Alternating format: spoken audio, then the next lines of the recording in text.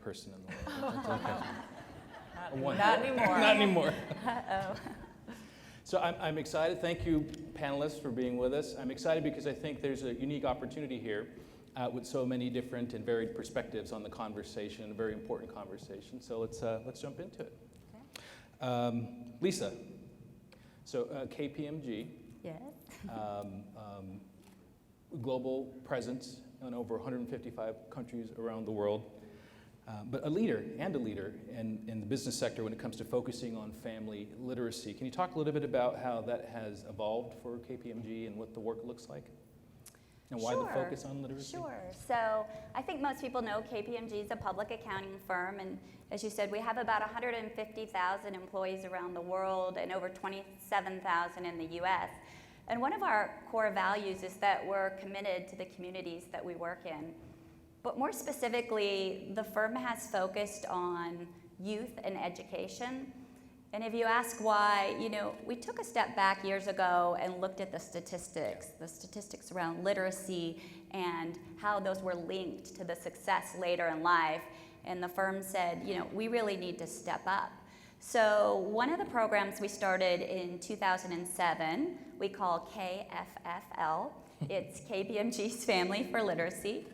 And really, it operates in over 100 cities in the U.S. right now. It started in 2007. Since then, we've donated over 2.7 million books. We partner with a not-for-profit called First Book to provide books to low-income families and through student programs in schools, as well as hosting reading events. And so that's really, as a firm with our people, we have coalesced around that. Beautiful, thank you. Jill, you've recently pulled together a group to help inform a conversation, a more focused conversation on learning differences, and particularly dyslexia. Can you tell us a little bit about your issue, your interest in the issue? Sure, absolutely. In Arizona, there are 28 states that have dyslexia laws and 14 states that have dyslexia handbooks. In Arizona, we do not. And in visiting some of the schools in our district and trying to work with the educators and the parents on where can we work on closing the achievement gap, dyslexia came and surfaced. About 1 in 5 kids have reading issues, and about 85% of them is related to dyslexia. And so I put together a group of stakeholders. We reached out to First Things First, Read On, the Department of Education, the State Board of Education, Expect More Arizona, and we formed a committee to look at how can we address this in Arizona.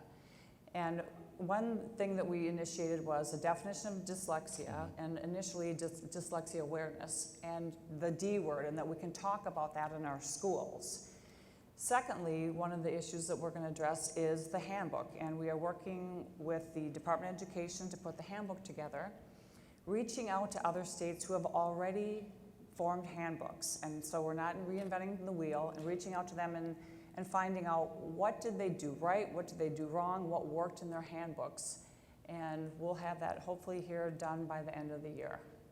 So you started off your comments sharing a few statistics, and I think maybe some folks may be surprised, but Can you tell us a little bit, or walk us through some of the misconceptions that you find when it comes to the conversations around dyslexia? Okay.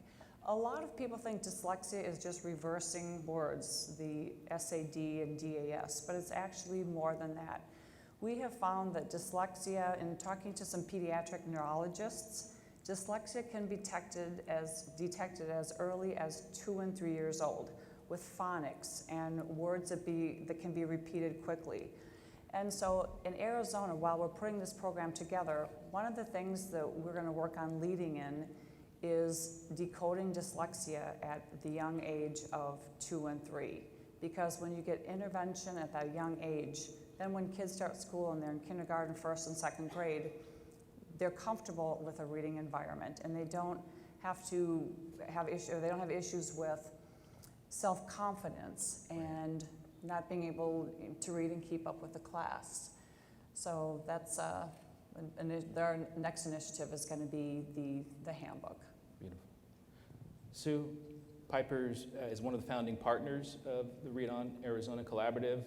We're heading into our 5th year of Read On Arizona, and already a lot of successes under our belt. Can you talk a little bit about your vision and Piper's vision for the Trust's work in early literacy at the statewide level? Certainly. Piper's mission is really to support the community. And this is such a critical aspect, as you've so eloquently heard.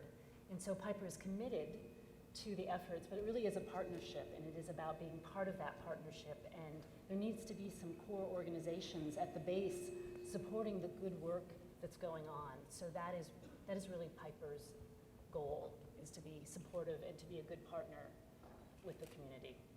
Can you talk a little bit about Eyes on Learning, which is the most recent initiative? I would love to talk of about Piper. Eyes on Learning. There's so many critical things, really important things to support children from birth for success, not just academically, but just in life and being good citizens. And you've heard about dyslexia.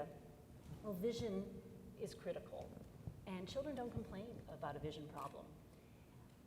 Healthy vision is actually a really good indicator of academic achievement. And about 80% of our learning involves vision. It may not be just the eyes, but the brain and vision is involved in learning to a huge amount. But about 1 in 4 children have a vision problem, and again, they don't complain about it. So with good screening, but then really importantly, not just one screening, but repeat screenings, because things can develop as the child grows. So for school age and before school age, important to get the screening, but also important to get the follow-up treatment or care and follow-up to that to see the outcome, that that's what the child needs. So Eyes on Learning is really a great dovetail, and is partnering with Read On Arizona to really be thinking about the health determinants around early childhood success, but it really is a partnership. Piper is involved, but there's a lot of people in the community that are getting very excited as we ramp up this initiative together as a partnership. Beautiful, thank you. Hi, Christy. Hi. So, Always Dream Foundation is a passion for you, and I had a chance to learn a little bit more for myself. And the mission is to inspire underserved children to reach for their dreams through innovative reading programs and by advancing the cause of early childhood literacy. With so many causes to choose, why this issue? Well, about 5-6 years ago, actually this year we're celebrating our 20th year, but about 5 or 6 years ago was a really good time for the Always Dream Foundation to narrow their focus and to really dive in deep and create something where we knew we could leave a legacy behind. And at the time, I had 2 young daughters. Being a mom, they were at that learn to read age, and I learned the importance of being involved in their everyday learning, not just at school, but at home. And it was an eye-opener. So becoming a mom, seeing that part of their education, as well as writing my first children's picture book. I was in schools a lot and libraries a lot. So developing the love of reading and the love of books was certainly a priority. And I think our foundation just really wanted to focus on something of that importance and to make a difference. And again, for a child to reach their dream, they're going to need success not only in education, but for that, the foundation of reading. And of course, learning about the statistics and doing our research and seeing, especially the one about the numbers of children not reading at grade level by the 3rd grade, was extra motivation for us to go into that space. Thank you. So Lisa, the idea of having business and the business sector engaged on issues as important as this, I think there's something of much interest to a lot of stakeholders in the audience today. Could you talk a little bit more specifically about what that partnership looks like, what your involvement through KPMG is with Read On, and any other thoughts you might have for folks in the room? Sure. So, it's interesting. I talked a little bit about KFFL. One of the challenges was back in 2007 when we started was, how do we make the biggest impact, and what schools or organizations or programs do we want to be part of, and how do we connect with those particular organizations?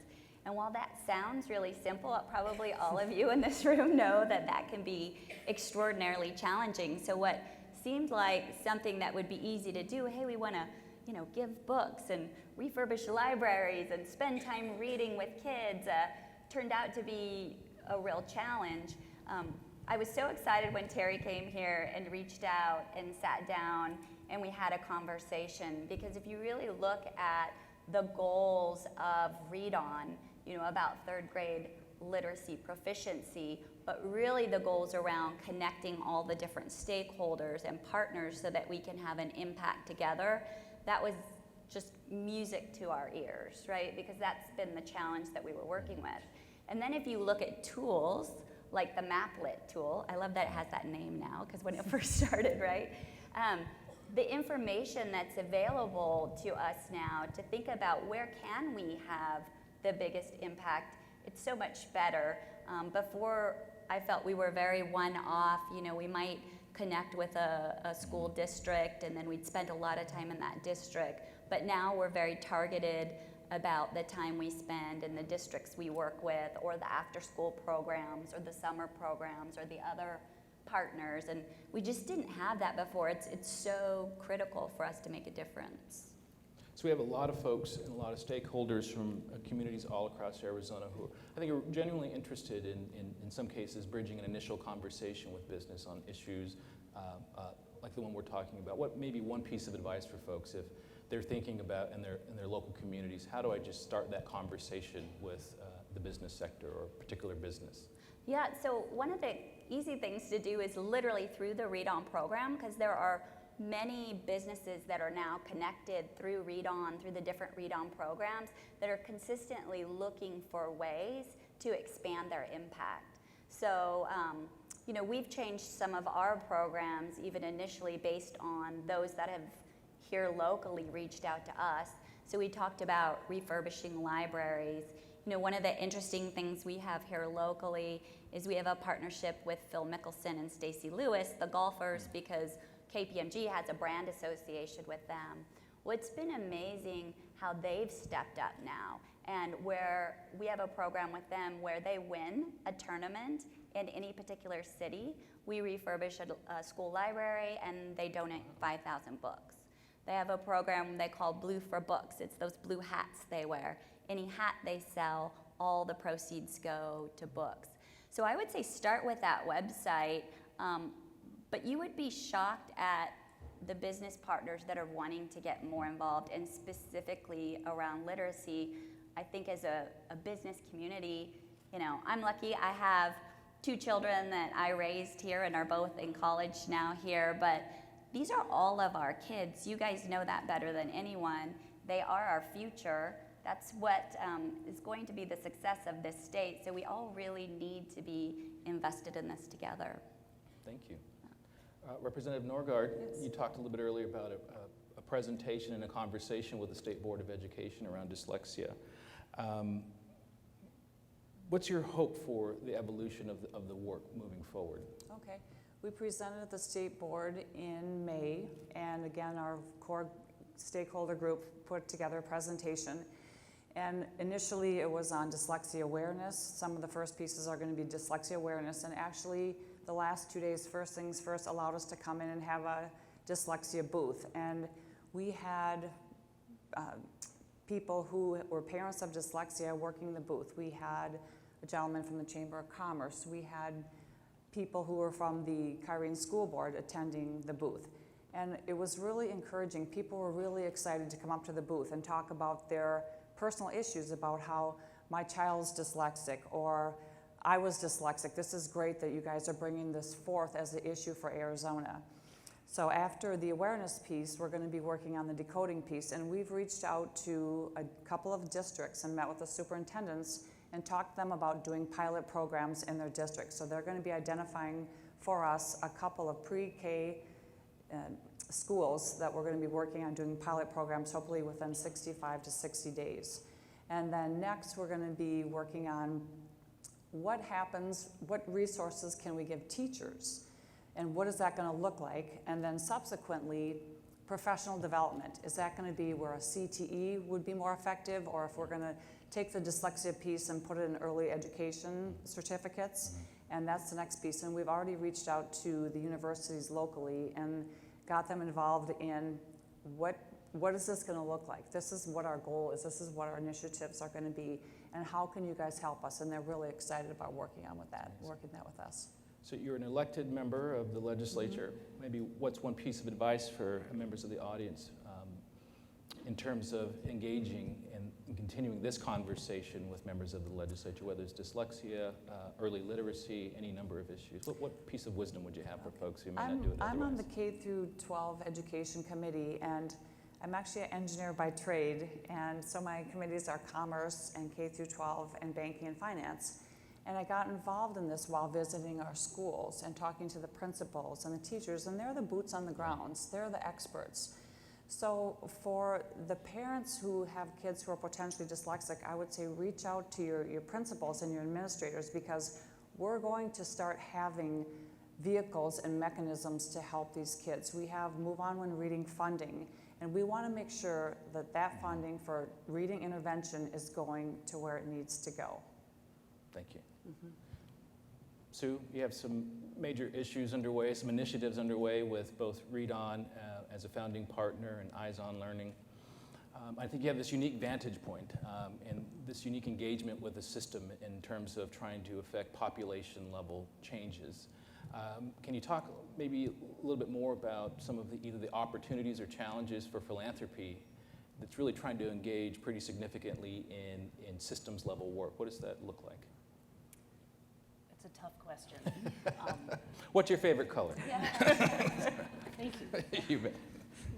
The challenges, and I'll say that they're really the opportunities, Yeah. are shared with philanthropy and the rest of the community, because it really does, I know it's quaint to say this, it takes a village.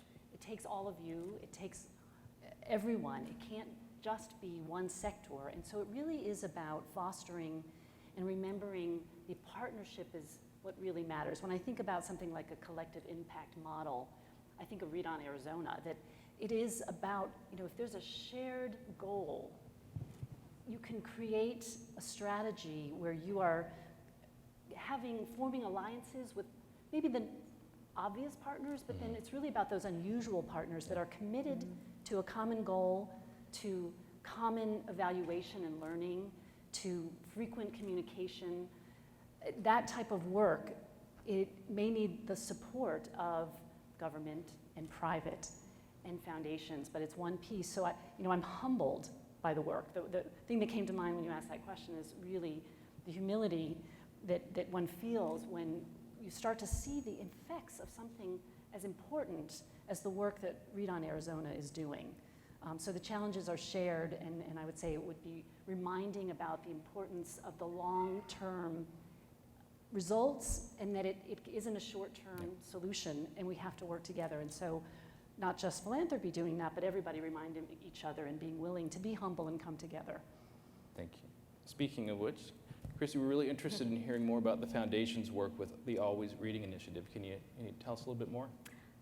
Absolutely. So when we dove into early literacy, we really did a lot of research to find out, how best we can make a difference. And we knew that forming strategic alliances and especially with a validated program was going to be key to our success. And after many discussions, we landed with a partnership with Raising a Reader.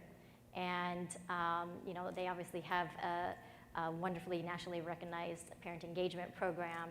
And so we take their traditional Red Book Bag program into kindergarten classrooms and pair it with digital technology. So bringing in 21st century learning into the classroom with ebooks and tablets and engaging the children with that. So that was one partnership. We also have a partnership with Mayan, which provides electronic titles, books, year-round to students. So not only in the classroom, but at home and through the summer, kids will have access to over 3,000 titles. And that's key, like we said, to get the kids reading even when school's not in will help them continue on that upward path. So these were very key partnerships, and together I think with our work, we're very excited to be doing what we're doing. Currently in 22 classrooms, 22 schools, about 2,000 students in Northern California, Arizona, and Hawaii. So before we came on stage, I had a chance to meet some of the folks from the Cartwright School District. Can you share a little bit more about that partnership and what's happening here in Arizona? Absolutely. So again, we rely on collaborations, and one that we're working on with Cartwright is very incredible. We came to Arizona because we knew we had strong connections here, and one of them was with Terry Clark. So thank you, Terry, for your incredible leadership, and really, she's been an amazing thought partner for us. And you know, we started in a school in the Cartwright District, Title I school, and that was about 3 years ago, and discovered that along with the school district, we had similar goals in early literacy. So why not come together and find a way to better reach more kindergartners, to reach more of their parents, to get them engaged, and see that how that happens. So, you know, some of our goals are, you know, like strategically, you know, being efficient financially, and maybe using existing technology, other shared resources, creating like a train the trainer type of program, which is going to be, you know, best practices for the teachers involved. Also a more robust parent engagement component to our program, and you know, also assessment of the outcomes of some of our programs. So you know, hopefully we can get this all moving. We're currently going to be with 550 students in the district this coming year, and many more to follow, we hope. And I just want to say hi. Nice. We have some special guests from the district here. We have Superintendent Dr. Jacob Chavez here.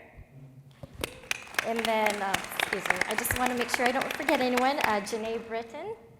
And, and 4 amazing principals, Jennifer Botello, Dr. Felicia Durden, Vivian Nash, and Brian Johnson. So yeah, so we're thrilled, and we're hoping to get this off and running, and you know, just get out there to more kindergartners. Absolutely. We wish you luck. So Christy Yamaguchi, Sue Pepin, Lisa Daniels, and Jill Norgard, thank you so much for your time and your thoughts and your perspective. Can we give them a round of applause?